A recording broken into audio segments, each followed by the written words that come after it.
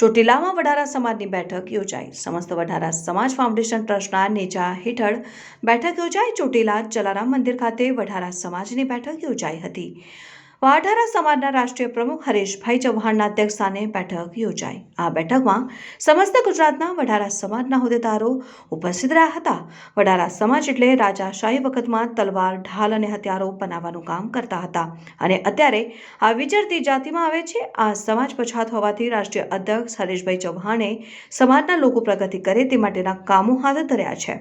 આ સમાજને ઘણા લોકોને રહેવાના મકાનો ન હોવાથી સરકાર પાસે રહેવા માટે મકાનો બનાવવા માટે જમીન ફાળવવામાં આવે તેવી પણ માંગ કરવામાં આવી છે. Reporter Mukesh Khakhkhar, Tanna news. માં ચામુંડા ધામના જ્યાં બેસણા છે એવા પવિત્ર યાત્રાધામ ચોટીલાની અંદર અને ખાસ કરીને જલારામ દાદાના મંદિરની અંદર આજરોજ ગુજરાતની અંદરથી સમસ્ત વઢારા સમાજ ફાઉન્ડેશન જે અમારી સંસ્થા દિલ્હીની અંદર રજીસ્ટર થઈ છે ત્યારે સૌ સમાજના યુવાનો, વડીલો, માતાઓ અને બહેનોની અંદર એક આનંદ છે કે આજે અમારો સમાજ એ ખૂબ નાનો સમાજ છે, ખૂબ પછાત સમાજ છે.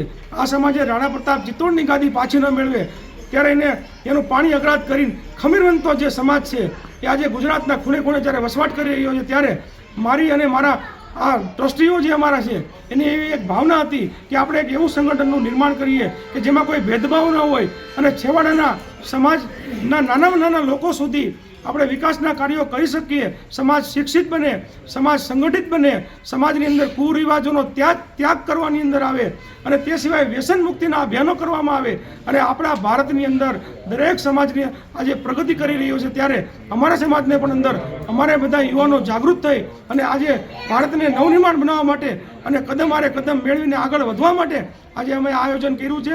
જે આયોજનના ભાગરૂપે સમાજના વડીલો, માતાઓ, બહેનો ખૂબ જ મોટી સંખ્યામાં હાજર રહ્યા છે. તે બદલ હું સૌનો આભાર વ્યક્ત કરું છું.